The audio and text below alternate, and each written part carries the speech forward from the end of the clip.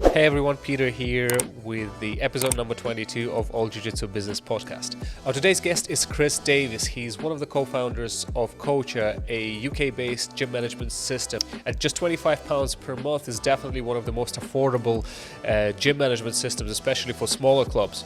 Chris was very kind to explain all of the key features of the platform, what goes into it, how it works, and why it might be the right choice for you, whether you are just starting out a new club or looking to improve your current systems or switch from your old system to a new one.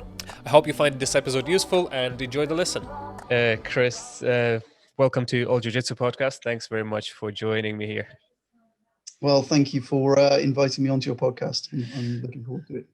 Fantastic. So really excited talking to you about your system, your platform for gyms. And as I understand, it's quite heavily targeted towards the likes of jiu-jitsu gyms. So talk to us about yourself first. I know you're a fellow jiu-jitsu practitioner, and about the origins of your company. Okay. So, yeah, I've been doing martial arts since I was about 7 years old, so a long time now. I got into Brazilian Jiu-Jitsu in about 2012. And prior to that, I was doing Japanese Jiu-Jitsu for many years. So I've always been in the martial arts. And also when I was younger, I was coaching in various other sports. So I've been around the coaching environment quite a lot as well. And my wife, she coaches gymnastics and other things as well. So we're very into coaching sports. Now, my company, which we started about 19 years ago, we were primarily web development, online software and intranets and things like that. And there came a point maybe 5 or 6 years ago where I saw my wife walking out the door to her gymnastics center with mountains of folders. And I said, well, what's in all these folders? And it was children's information and registers and historic data and all these different things. And I thought to myself, well, there must be a better way of doing this. So I went and looked.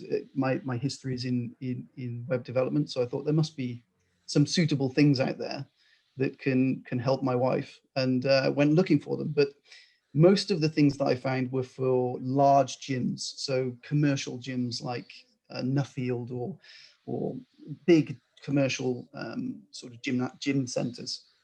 And I couldn't find anything for a grassroots sports club who needed to look after data and take payments and things like that. So at that point, me and my business partner decided that we have a go at making one. And that's sort of where Coacha came from. So you said 19 years ago you started your software development company. Yes, that's so right. Yeah. that came before the any sort of diversion into the sports coaching management system, I suppose. Right. So how do you define what is your system? What is the right definition for it? Is it sports gym management software, or what is it?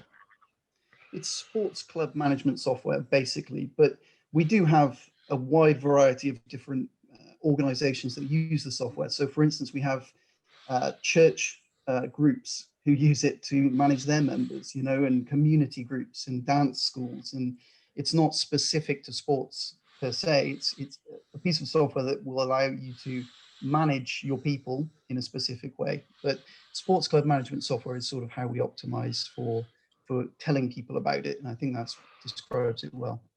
And for those different groups, do you use any sort of different branding, or is it under the same platform of Coacha? Yeah, it's Coacha. It's all under that. Yeah, it's all under that branding.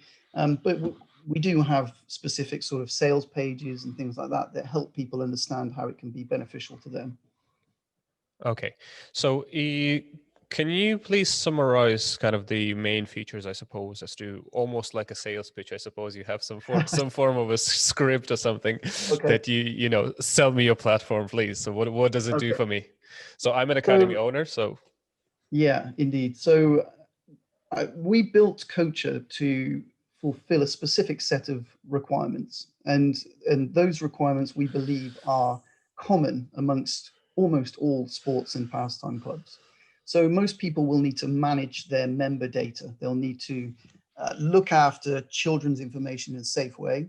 They'll need to have emergency contacts. They'll need to understand things like any illnesses or any child protection issues, these sorts of things. So that we have one section which is purely about people, and it's all about managing your people. Then most clubs also need to take money. Commercial gyms, of course, commercial jiu-jitsu academies, they need to take money. And the next part of our software is all about integrating those two aspects, management of people and then taking money. And then often people will need to inform their members if, let's say, there's a spare time slot for practice, or if there's a time change and a coach can't make it to practice, those sorts of things. So we have a broadcast section, and that's integrated with the other two. So it may be that someone has missed a payment, so you can ping a quick email to them or a quick message or an SMS. And then we also have sort of class and register management. So the ability to book classes or schedule classes, have automatic registers generated, all of these different things. And then finally, we have analytics where you can see who attended what, how many sessions someone's attended, how successful a class is, so how many people have attended that class over a period of time, how much money's been taken by the club, all of those different things. So we've built from the ground up our software to cater for those specific areas. And those are the areas that we think really encompass what most clubs, whether they are a small grassroots club or whether they are a slightly larger organization, they're the things that most people need to do. Okay, that makes a lot of sense. And in terms of your features as a kind of evolutionary process, how many iterations did it take you, or are you still iterating kind of on the features and how you evolve, as I said, as a product offering or as a service offering, or did you just get it right straight away? So how was the Absolutely, yes. what feeds into your thinking? So initially, it's very funny. We have a set of preconceived notions about what a sports club may need, and when we first launched the product, we had those preconceived notions. But obviously, when you test it in the marketplace, realities come into play that those things may not be what people were actually looking for. So we're in our third generation of the product at the moment, and we're continuing to release new updates on a almost weekly basis, just to tweak things and make it as simple to use as possible. Now, initially, the feature set was very much based around classes. It was based around children's data. We did a lot of work in the child protection space with the NSPCC and Child Protection in Sport unit to make sure that our system was very robust in that area. And although that's very important to most people, it quickly became apparent that one of the major things that people need is to automate payments. That was sort of the big thing that most people were looking for. So we then put a lot of time into that area of the system. And it's been that constant evolution of feedback from our clients and our clubs, trying to tweak the system in a way that is most applicable to the most different types of sports. So although we have a lot of martial arts academies of various styles, we also have things like, as I mentioned earlier, like church groups, like gymnastics centers, football academies, lots of different things. And we want to make sure that our feature set is as generic as possible, but also as clearly gives an advantage to all those different types of sports. So it's a constant updating process, and we make iterations to the product on a weekly basis. Yeah. So, question in relation to that important aspect of child protection and all the kind of associated elements.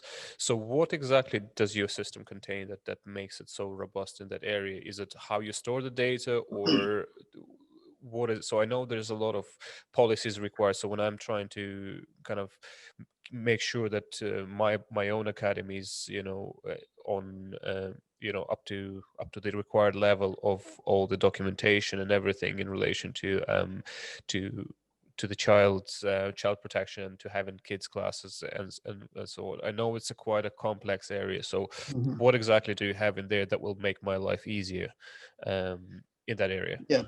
Yeah, well, there's a few things. Firstly, one of the things that's very important in child protection is how you contact children and how you have broadcast and information to children, especially in the teenage years.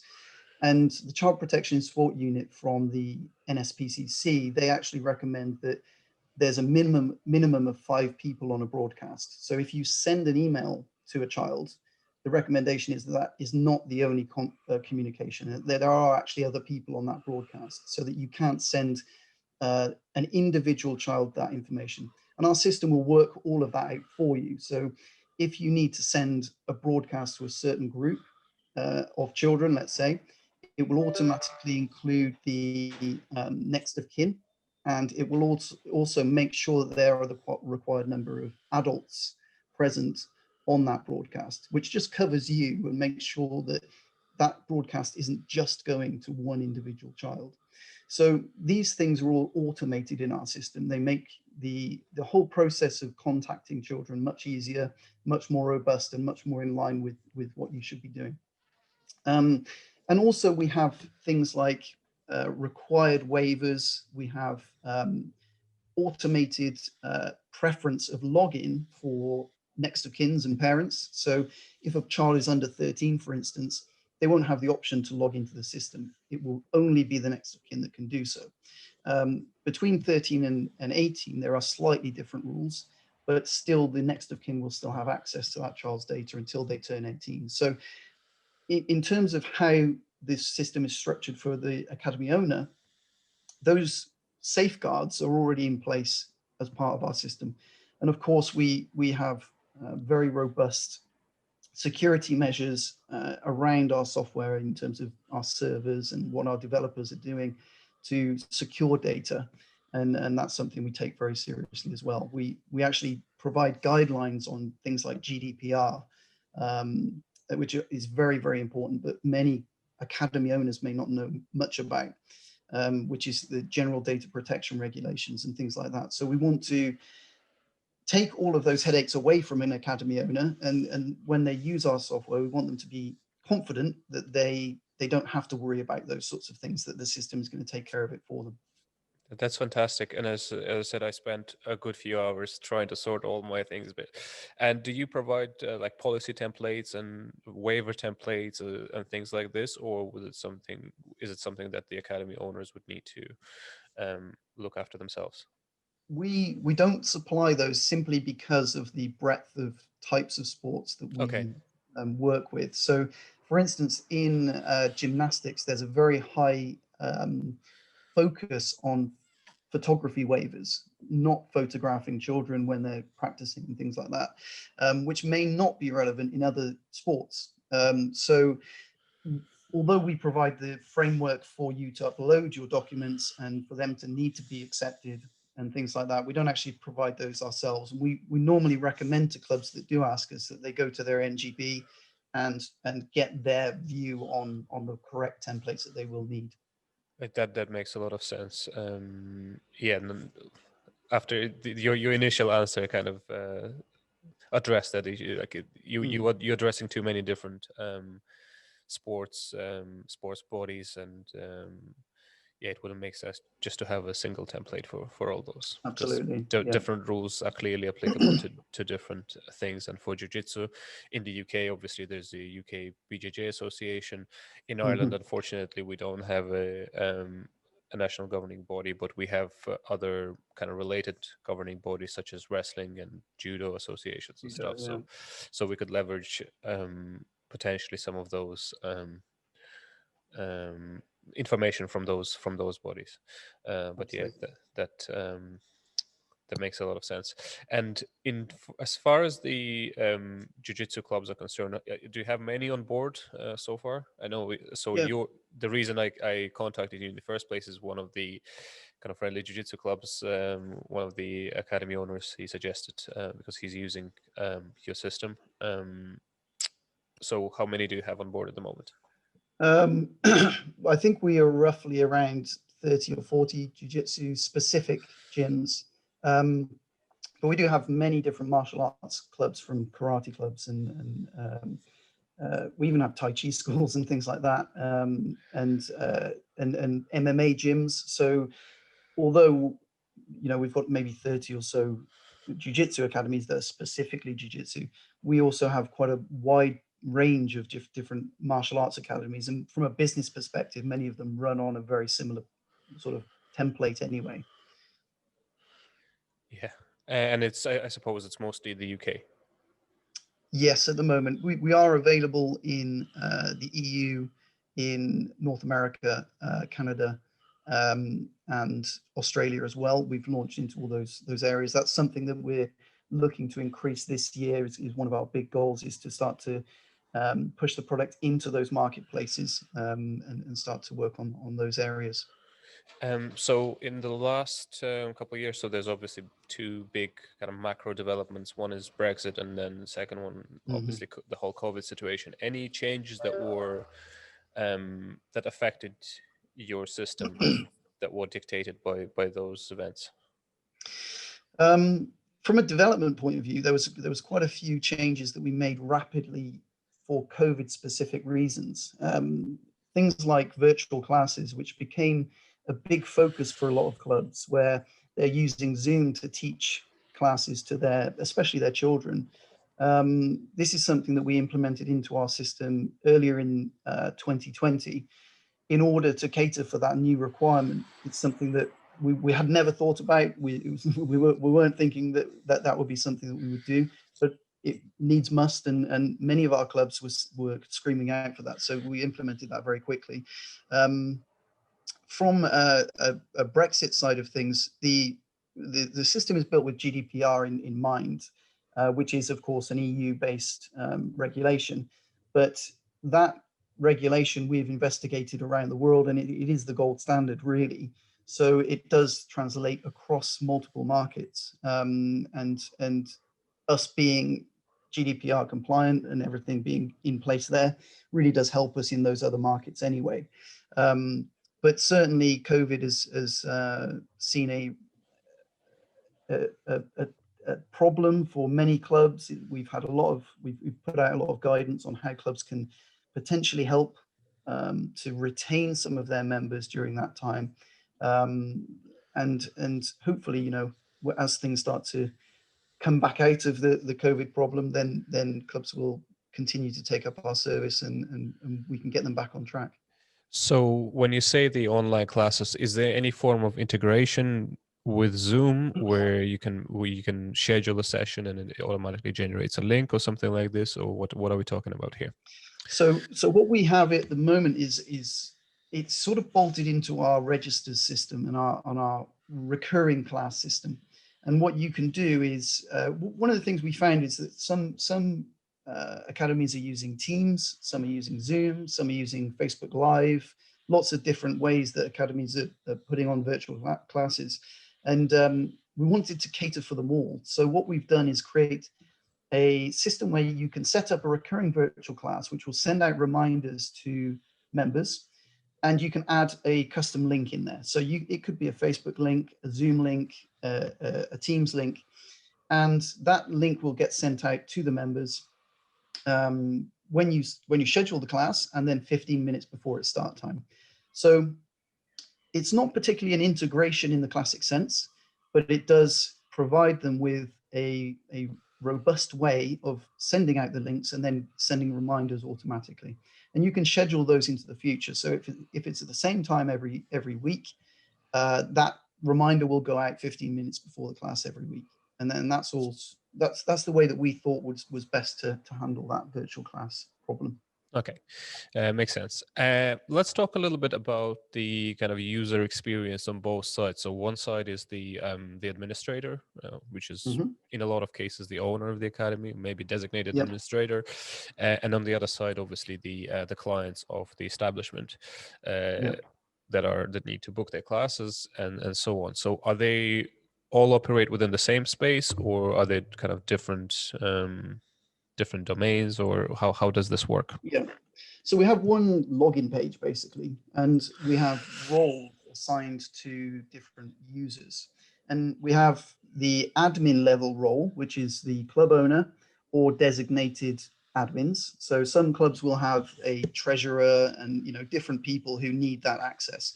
And then we have what we call the coach role, which would be, let's say in a jiu-jitsu academy, you have the club owner and then you have some purple belts who are coaches and they need to take registers and they may be taking the kids class, whatever it might be.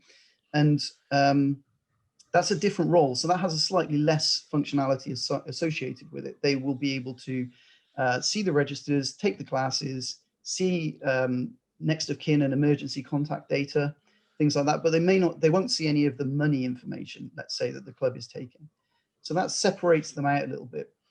And then we have a third, another level of coach, which is what we call coach limited. And they will only be able to see the data for the classes that they have been assigned to. So they won't see all of the club's information. And that's very useful if, for instance, you have a coach who's teaching the adult classes and there's no reason for them to see all the children's data. So you just assign them to the adult classes and that's all that they can see. And then we have two roles for what we would call the member of the club. And one is for the member themselves, and then one is the next of kin. And for children, the parent or next of kin role is what will interact with the system the most. And the child themselves actually won't get a login in most cases. And then you have like the adult members who the next of kin won't get access to their data, but they will have full access to their data. So for the admin, they can do everything in the system. They can take payments, send broadcasts, manage all the data, literally everything, import, export, everything that needs to be done. The coach, I've explained a little there about how they are able to see a limited data set and the coach limited. And then for the members, when they log in, they're able to see their own information and edit it, and the admin will be informed if they do so. They'll also be able to download their information, which is an important part of GDPR, the ability for you to access what an organization has on you.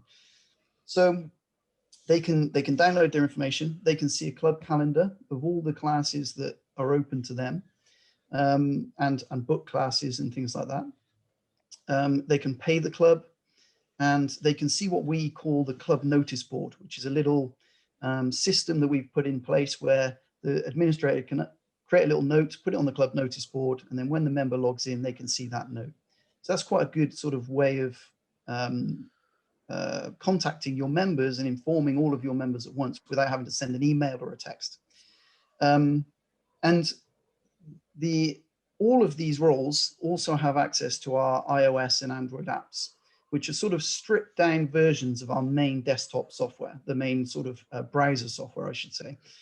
And they give members the ability to log in and book onto a class, to see their data, to book private one-to-ones and those sorts of things, all through a dedicated iOS or Android app. And those apps also give coaches the ability to take registers and things like that. So there's a wide array of different roles within Coacha, but they're all very logical and clear in the way that they're laid out. And I suppose you have as an administrator, you have the option to set up different types of memberships, and then based on those different types of memberships, then people can book certain classes or Absolutely. be denied booking for certain classes. Yeah, absolutely. So we have to manage people in that way. We have a series of different features. We integrate with Go Cardless, which is a direct debit service, and also with Stripe, which is a card service, basically. So you're able to set up subscriptions through Coacha or take one-off payments and these things, automatic payments, yearly, monthly, whatever it may be. And we also have something called member groups. And this is something that we have made in order to allow for clubs to segment their membership into let's say belts for jiu-jitsu. So you can put all of the white belts into the member group, all of the blue belts, etc. And that allows you to then add that specific group into a specific class. So you can say, well, let's open this beginners class up only to the white and blue belts. Okay.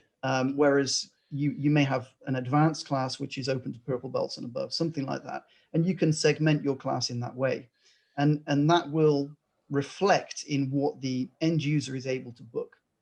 And can you do And that subsequent to the membership setup? yes, exactly. So Okay. it could be that for some academies, they have a set monthly fee, and it doesn't matter how many classes people go to. So it may be, let's say it's £55 a month or £45 a month, whatever it might be. But they still need to segment their academy outside of that specific membership. So that's where member groups comes into play, and it allows you to segment based on level.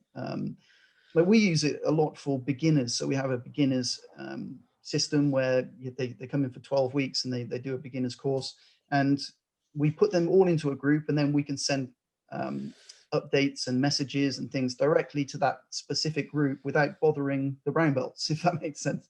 So those sorts of things it's generic enough that academies can arrange it in whichever way they see fit, but it's also good for segmenting your club up so that you can perform specific tasks.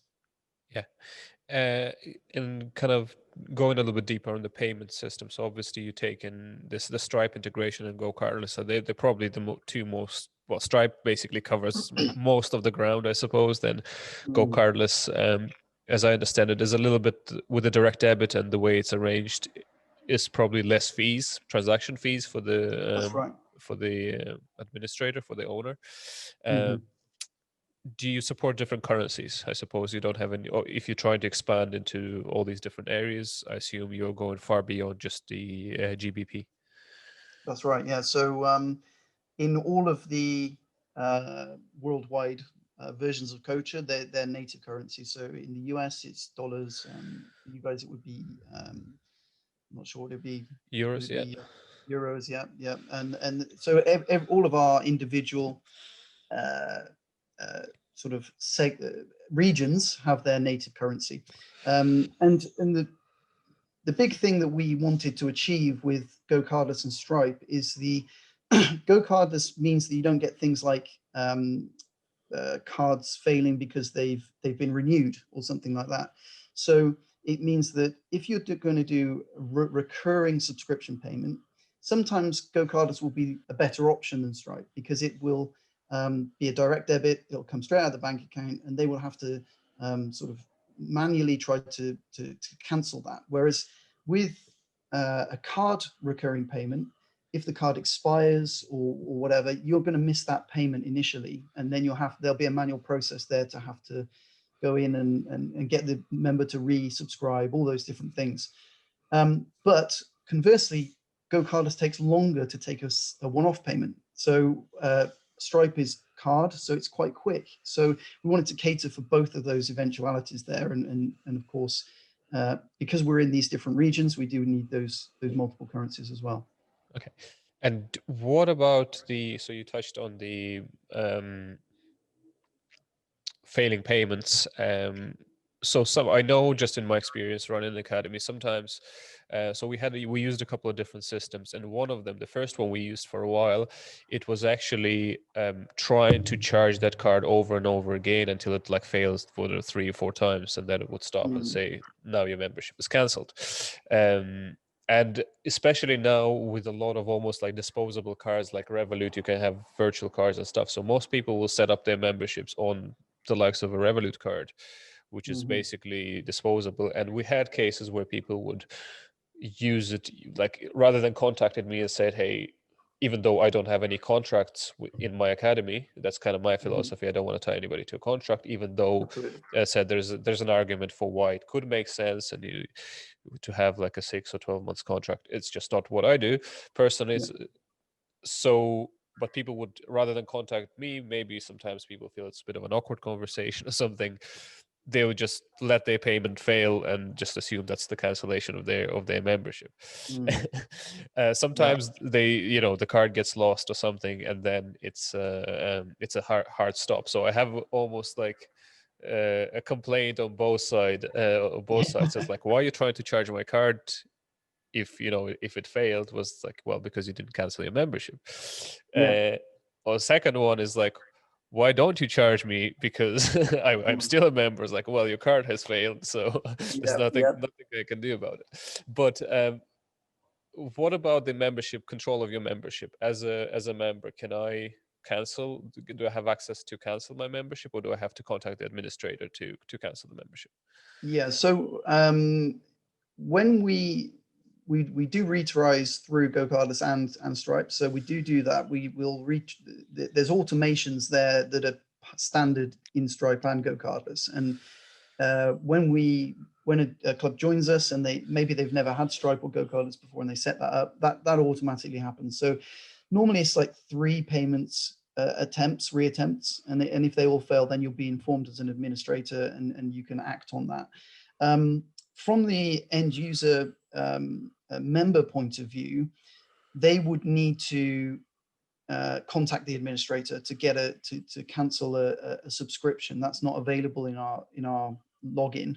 Now there are ways that people get around that. They can go straight to Stripe or straight to GoCardless to do that, or go to their bank, of course. But we encourage everybody to talk to their club owner as much as possible, and that's often the way that you can. If someone's struggling, quite often academy owners will say, "Okay, well, don't worry for a month," Yeah. and those sorts of things are things that many people don't realize. And so we do encourage our members within clubs to actually talk to an academy owner, and there is messaging in our system to do that. And is it a technical issue where it's just harder to implement that capability to cancel, or Mm. is it just a choice that you think it works better for the clubs, that that members don't have that access to cancellation? Yeah, I think it's it's not a technical issue because anything can be done, strictly speaking. It's something that many of our clubs have expressed an interest in us keeping off the system, but it's something that's still open to our development team at the moment. We're still sort of debating the best way around this because, of course, clubs survive on the happiness of their members, Exactly. and understanding that cancel anytime means that they can log in and cancel anytime is something that some clubs will use as a promotional tool.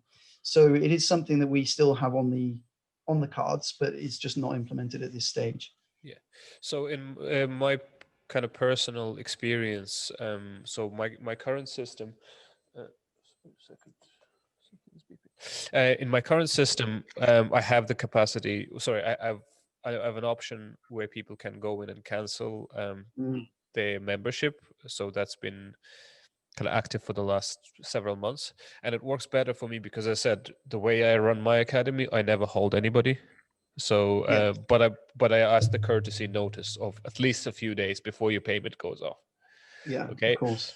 Whether some people don't hear it or they forget about it, I do get an occasional request. Hey, my payment came off. I tried to cancel, but I Mm. forgot. And can you please refund me? Yeah. I do, of course. Like I'm not, Mm. you know what I mean. That, again, that's the way I run my place. Some people, Absolutely. I'm fully entitled not to do it. But Mm. now with the function of cancellation being available from your profile, you literally don't have an excuse. So you can't tell me, Yeah. hey, I tried to cancel it and I couldn't find it. Literally, there's a button that says cancel membership, and it will carry you up to your date that you paid for. So let's say if you Yeah. cancel at the beginning of the month you already paid for, you still have a month to go, and then Yeah. at the end of that period it will cancel. So I find it very, very useful. As I said, it just really Mm. puts an onus of cancellation on the person rather than them. So because nothing kind of pains me more than having to refund somebody Mm. from administrative point of view, because oftentimes I will already have paid the VAT on that, I already paid Mhm. transaction fees on that, and now having to go back and refund it, try to juggle all these things, it can be a little bit of a pain. So Absolutely. Yeah. I think, of course, there's the other side to the equation where you do have academies that run 6 month or 12-month contracts with people. And in those instances, it may not be advantageous to allow of course. people to exit that contract without prior discussion with the academy owner. So although, we run our academy exactly the same way that you do, but we're very aware that there, especially in other sports, some other sports are very much contract based, and those, in some sports, the equipment is paid for over the year. So they may do, rather than giving someone a big upfront contract a big upfront amount of money to pay, they'll spread that over the year, and you just pay for your equipment over the year. And if someone cancels 3 months in, then the academy is out of pocket. So there is the swings and roundabouts with this one. And I think the way we're going to approach it is to have it as an option that you can switch on, basically. Yeah, like a toggle on Absolutely. and off. Yeah, that makes sense. So you also mentioned that you have iOS and Android apps. So the user side. So they're just kind of fairly basic features. You can use them to book classes and whatnot. I know some of the other platforms, they kind of make a point of, having the options of doing like a full kind of customized app without the, like, let's say, Coacha branding. So your own branding and stuff usually costs like extra couple of $100 a month. So are you going into that area at all, or you just say, listen, this is our platform, it's basic, it's affordable, and or are you looking into that type of space? One of the things we are looking at is allowing when someone does their initial sign up in the Coacha app, it'll all be branded as Coacha. But after that point, there will be club branding there. But as you rightly point out, one of our big aims is to make this system accessible to the smallest of grassroots sports organizations. And part of that ethos is keeping the cost down. And a big part of that is the reality that customizing development towards specific academies or these sorts of things does cost money. And so we would rather put our revenue and our development budget into things that we believe are going to help the sporting community at large, rather than necessarily sort of these, we call them the bells and whistles, these little things that are very nice especially for larger organizations, but not necessarily advantageous in terms of feature set. So it's something that we look at quite often, but it will be a stripped down version rather than a custom app per se. Again, makes a lot of sense. The next question I have is in relation to kind of seamless integration and with the website of a particular academy. Let's say, again, talking mostly in the context of jiu-jitsu for the purposes of our listeners. So let's say I have my own website and then I have the Coacha platform. Is there an option to somehow integrate them so people would only have to use one website or one web domain versus jumping from one to another? So an example, again, from some of the platforms that I've seen, is you can almost like embed a schedule within a page on your website, and then that would work as your booking mechanism. Now, the ones I seen were pretty painful. So it didn't really work that well. But what is your approach to those type of integrations? So my background is of course in web development, so I'm quite familiar with the intricacies of trying to embed things into websites. And what we do, instead of giving sort of modules to embed and HTML code and all this different stuff, is we give people a custom sign-up form, a URL that they can create a little sign-up button in the navigation of their website, and it links to their sign-up form. And then they can have a login button which links to the Coacha login page. That's the best way that we think is good for people to integrate, for want of a better phrase. Simply links to our system that allow them to take signups and all that sort of stuff. Historically, as a web developer and designer, I've seen that many of the things that are integrations very much rely on the end user's sort of capabilities. So you could give someone a WordPress sort of integration, but actually understanding how to make that look good on a page is something quite unique. So we provide URLs that people can link to, and again, it's a cost benefit thing as well, and that gives them the advantage of having that custom form that they can fill in. It goes into the system, starts them off on a subscription, without needing to actually understand HTML and all the rest of it. Yeah, and for our listeners, again, speaking from my own experience, integrations are, as I said, they seem to be quite a big selling point for a lot of the platforms, for a lot of the software services, and they say, listen, we integrate with this and this and this and this, and you get all excited, only to find out after you've paid them, after you think that nothing really works properly, and yeah, so you need to be quite careful, I suppose, with Yeah. what you perceive as absolute truth, because I've personally burnt myself a couple of times on that, thinking, oh, it would work seamlessly, and I said the system I used previously, I did integrate it into my website, and it was a nightmare. Nobody essentially used it, and it was more distracting than anything else. Thankfully, the app worked well, but yeah, that integration wasn't a real integration. It was on the, when you have your feature list with the green tick marks on your pricing plans, it was absolutely there, prominent. And that's perhaps one of the things that sold me on it, but it wasn't working too well. So in terms of real world integration between our software and third parties, we only have three, and that's Go Cardless, Stripe, and a service called Text Local, which is unfortunately only available in the UK at the moment.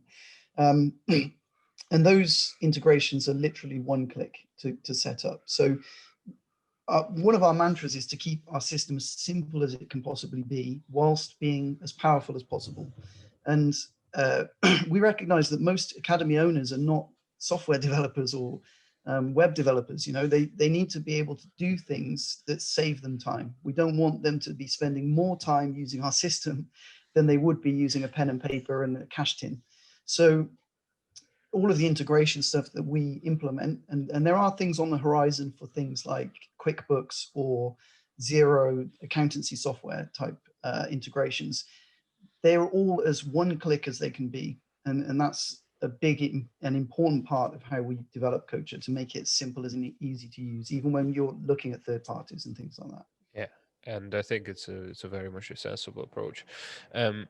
My next question is, so something that I guess one of the main not a concern points, but rather factors in making a decision is obviously the pricing. So you have a fairly straightforward pricing, like everything you say, you try to keep it simple. Your pricing, as far as I understand, is pretty simple as well. It's £25 a month. Yep, in the UK. And all of our pricing is based around that single fee. So it doesn't matter how big your academy is. We have some national level gymnastic centers with 1,000 members, and they're paying us £25 a month. And our whole idea with it is that it's extraordinarily simple, and that is the only money that we as Coacha will take from you. Now, there are models out there with other pieces of software where they have a low monthly cost or no monthly cost, but then the transaction fees are all marked up. So every time you take a payment, you're paying 5% rather than 1%. So we didn't want to go down that road. We wanted to make sure that our software was as accessible to the local badminton school as it was to a large national level jiu-jitsu academy. We wanted to make sure that was something that was very important to us, especially with how it started. Doing it for my wife with her academy, we spoke to a lot of people. We went to Hartbury College, which is a big sports college in the UK, and talked to their professors and all these different people about the economy around sport and where most of the sports clubs were. And we wanted to make sure that even if you're a very small club and you're just doing it for the love of it, you're not making any money out of it, you can still have all of the great features of Coacha, like the GDPR, the child protection, the registers automatically generated, etc., without having to pay the money of big gym software. We wanted it to be accessible to everybody, and that's the sort of mantra that we live by, really. Yeah. So now, like a question almost in relation to your business, how, like, what makes it feasible? Because it is quite a low fee. So my kind of personal, it's part of it is an admiration for saying, oh, this is amazing. You're making it so Yeah, accessible. But I also do generally have concerns. The same way I would have a concern walking into a jiu-jitsu academy that is top class that charge £25 a month. I was like, absolutely. Yeah. or any business for that matter. Like around Mm, Dublin, for example, I walk around and I go into a coffee shop and they sell coffee for €2, where every other place is selling it for 3.50. mhm, I don't have bright prospects for them. I'm concerned about them absolutely. because if your pricing is not correct, you're not making a margin. So what allows you to kind of look confidently into the future for your own business while still having the kind of such a low fee? Well, I think there's certain aspects to our business that are unique to our business. So we have worked in software development for a long time, and also things like online marketing, web development, things that many companies have to spend a large amount of budget on. We're experts in those fields already, so we have the in-house capability to work on those things at a very, very low margin. Um, and this gives us the opportunity to keep our costs low on Coacha. We still run our development company as well on the side. So we do, Coach is entirely bootstrapped by myself and my business partner. So we also have the other business, but Coacha is our main focus now, really. And having that in-house capability means that we are not spending out money unnecessarily on things like Google ads or Facebook ads and things that we're experts in. We know how to target, we know how to do those things. And it allows us to keep our budget very low on those areas. Um, and also, we also have that advantage of understanding software development and how to plan our development costs in a way that gives maximum bang for the buck, basically. So we're a relatively unique situation. We are not people who came up with an idea and then had to build a team around that idea. We came up with an idea that our team could already do the work for. So I think that's one of the ways that we are able to keep our costs low. Now, secondly, we do work with and sort of aim to target NGBs at some point. We've spoken to British Triathlon at the moment, British table tennis, a few rather random sports, but and having that ability for us to put the product into those NGBs, which means we have access to their membership, is a good growth area for us as well. And of course, moving into other territories like the US. So when you look at the picture from that perspective, the £25 a month is, when you're looking at many hundreds of clubs or thousands of clubs, you come into a position where it's a very viable business. But we accept that getting to that point is going to take cash injection from us specifically. And that's how we've run it for the last 3 or 4 years now. Fantastic.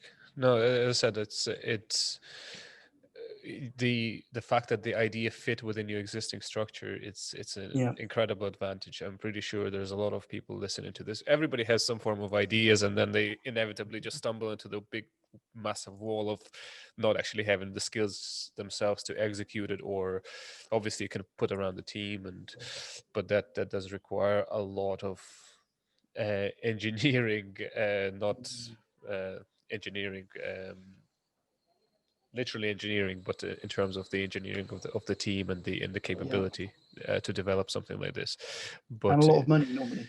a lot of money as well. And as Yeah. far as plus a lot of the time, this type of obviously tech companies, they attract a lot of kind of early investment sometimes, to Mhm. succeed, and then obviously there's expectations from the investors, as to what you have to be doing, how you monetize it. Whereas you said you are kind of completely bootstrapped.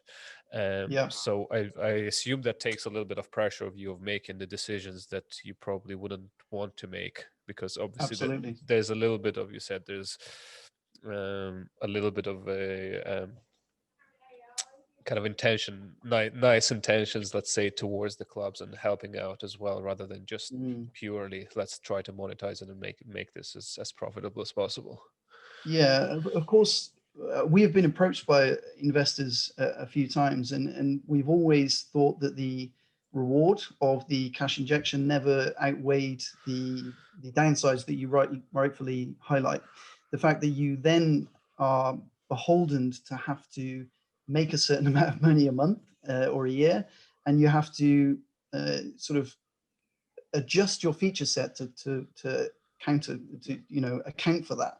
We've always had that feeling that we want to make our product as good as possible. Now, that's not to say that in the future we wouldn't take investment. That's not to say that, but at the moment, the freedom that you rightfully sort of described there is very important to us. We want to be able to control our product and provide the very best thing that we can for our members, and that is what is driving us to keep it bootstrapped, keep funding it, and keep looking at ways in which we can um, make the best product possible without that added pressure of shareholders and things like that. Yeah, the outside investment, and as you said, there's time for everything, right? What you almost need to assess as to why you started your project in the first place, and then Absolutely. almost measure every time there's a major decision, and taking an investment is always a major decision. Um, Mm, against that initial reason as to why you started and what you wanted to achieve in the first place. And the same goes for jiu-jitsu businesses. I know, some academies, a lot of the academies are kind of solely owned by the head coach and whatnot, the small establishment.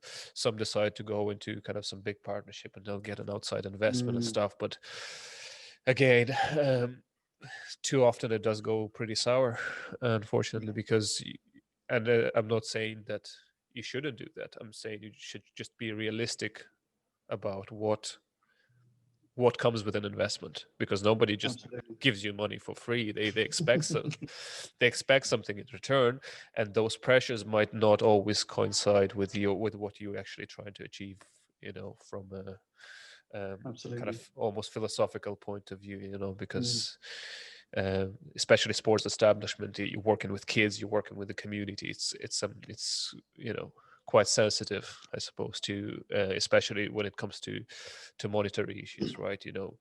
Where mm, price increase should take place, where it shouldn't take place, where how do you manage your members, how do you communicate with them, contracts, no contracts. yeah.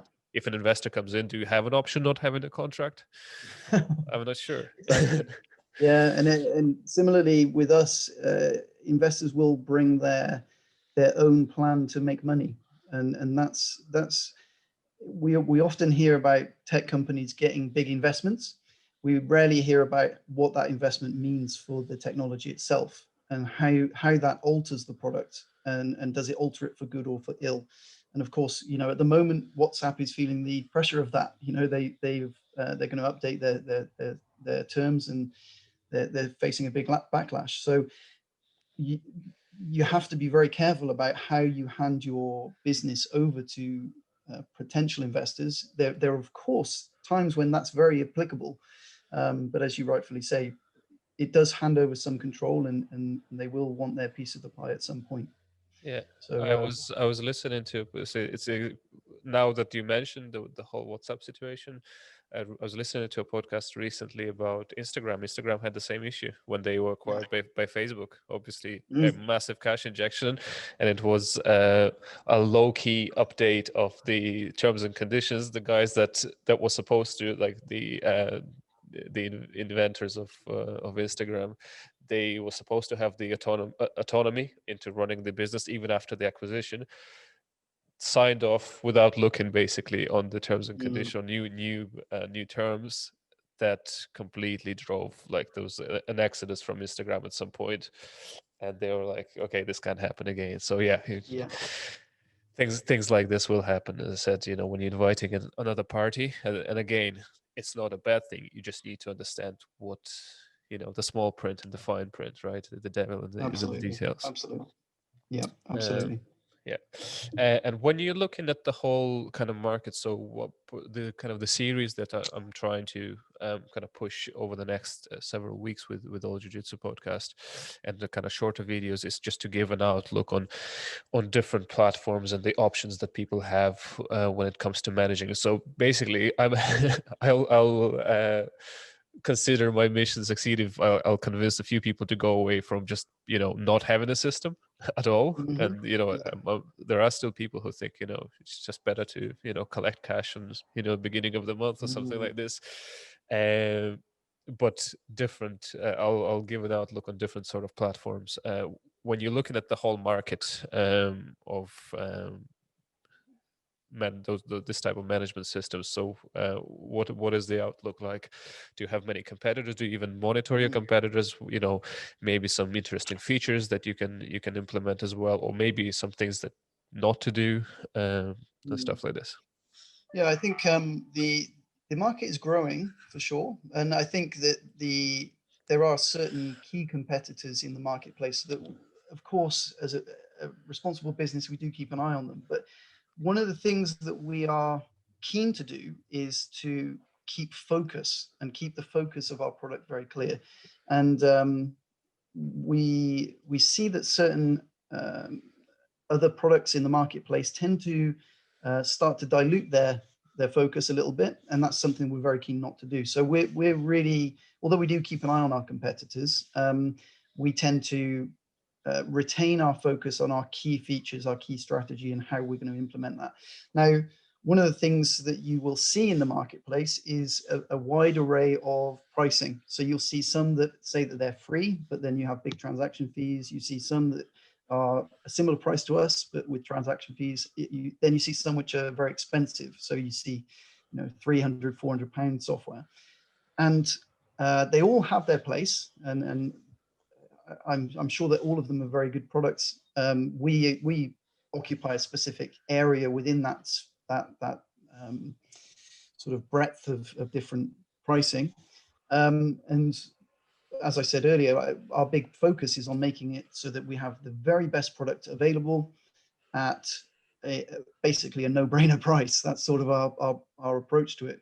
But the marketplace is there's probably three or so key players that are very similar to us, and then you have some bigger players that are much more interested in large academies and large gyms, and then you also have a lot of systems that do one or two features that we have. So you have some which are purely payment systems, and that's all that they do. They don't collect, they don't hold data, they don't do registers, and they don't send broadcasts. All they do is take money for you.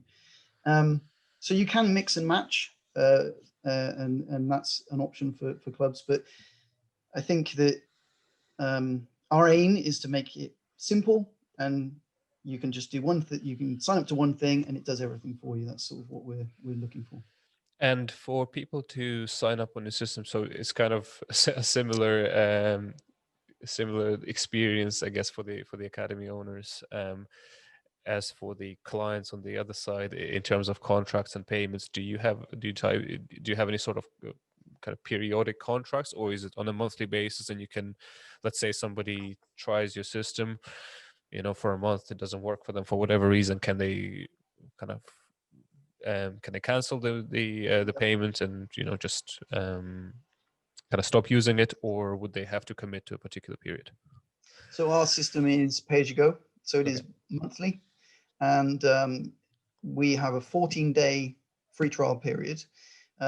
Used to be 30 days, but actually we found that almost everybody looked at it within the 14 days. And if it went past that time, then normally they wouldn't be looking at it. So we've dropped that down to 14 days free trial. When you sign up, there's actually dummy data in the system so that you can see if it's going to work for you. You don't have to upload your data. You don't see a blank screen. You get dummy data in there that you can see all the different information. And then it's £25 a month, and that's it really. We have a light version, which is completely free. and that's, you get downgraded to that if you don't take up the normal version, and that's stripped back. That doesn't have payment system, for instance. But if all your club needs to do is take registers once a week, then go ahead and use the light version. We're more than happy for you to do so. So it's pay as you go, and it's just £25 a week, a month, and that's it.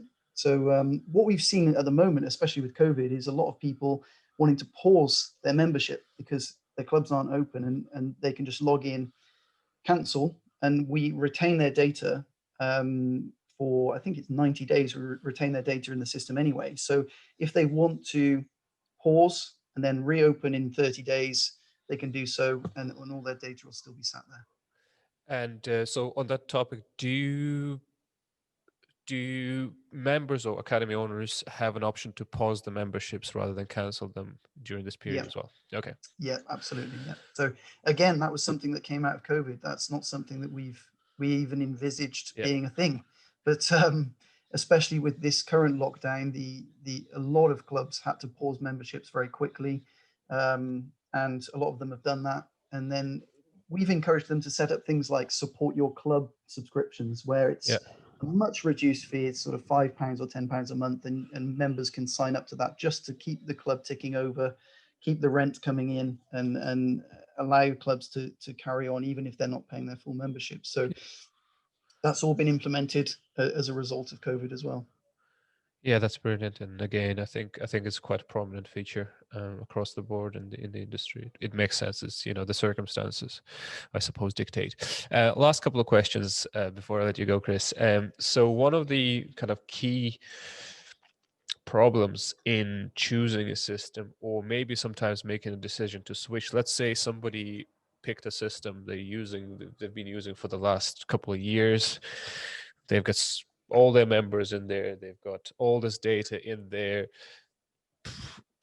Deep down, they know it doesn't really work for them that well, but they're too invested in it. Yeah. The cost of transit. They say Coacha is a fantastic system. I'd like to use it, but then I'd have to deal with transitioning all this data, migrate it all to the other side, and potentially lose some members along the way, or what.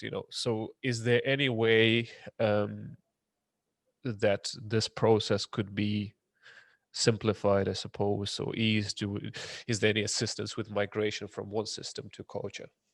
Yeah. So we have an import export system. So as long as you've got your data in an Excel spreadsheet somewhere, or you can put it into an Excel spreadsheet, then you can upload it to our system and it will update. And a lot of clubs use that. We have a lot of clubs coming from other systems, whether that's another piece of software or whether they've got an internal Excel sheet that they use historically. Very, very simple. And it will tell you all of any failures that happen, maybe a date format's wrong here or there or something, and it will tell you all of that. We also actually provide a free setup service. So if you've got that Excel spreadsheet and your times of your classes, etc., and you send that to our team, we'll do all that for you for free. So that's part of our service of setup. And really the big tough part of that is moving over things like subscriptions. So if someone is using a completely different way of taking their subscriptions, then the process of setting up new subscriptions can be a headache in many systems. In ours, you can select your whole member list and click two buttons and send out a subscription request to them. And that goes in via email. The member clicks a link and sets up their subscription. So if somebody was using Stripe already, what would they do to? They can just port it across, and the same for Go Cardless. We have a system where you can just port that into our system, so that would be fine. But it's when they're using something other than Go Cardless or Stripe, and then they would need to reset up those subscriptions. But we've tried to make that process itself as easy as possible. There's something that you can upload all your members and then say, right, everyone needs to be on this subscription plan or this or whatever it might be. When you've segmented your club, a couple of clicks, out the email goes, and then you'll be informed when those get set up. So there's two parts to that. Importing your data is one part, and that includes importing Go Cardless mandates and things like that. and we've made that nice and simple. And then there's the restarting subscriptions from a completely different service, and we've tried to make that as simple as possible as well. Okay, brilliant. And last question: if somebody watching this, they decide to whether they're setting up the new academy or they decide to migrate and they would like to give it a try with Coacha, what's the best way to go about this? Just go on the website. Yeah, so if they go to www.coacha.co.uk, and on there they'll be able to see all of our features and everything that Coacha does, and they'll also see a sign up link. And if you click on that, you can select your region. So if you're in the EU, you can select your region, or UK, whatever it might be, and then just start filling in your information. That will kick you off for a 14-day free trial. There's no card payment or data or bank details at that stage. You can just jump in there, have a play about, and see what you think. And as I say, there's dummy data dropped into that, so you can go in, see, imaginary members and classes and broadcasts and all those different things and how it all works. And you'll probably get an email from us as well, just saying, if you need any help, reach out. We're very keen on providing good support. Our support is a matter of hours normally rather than days. And we try to handhold you through that 14 days so that we understand exactly what you need. You can reach out to us for advice if your club runs in a strange way. We have some clubs that run on a per class basis or a weekly fee basis, or many different things, and we're normally able to give you some advice on how best to set up. And then at the end of the 14 days, if you like it, you can put your bank details in there, and full service is started. So it's a nice simple process, and we try to handhold you all the way through. That's awesome. I think we can wrap up on this nice note, and really appreciate you, Chris, coming onto the podcast. And I'm pretty sure there will be people interested in your platform. We'll provide all the details on the website and everything in the notes to this episode. But once again, Chris, many thanks. Been a real pleasure talking to you. It's been a pleasure being on your podcast, Peter, and thank you for the opportunity. Awesome.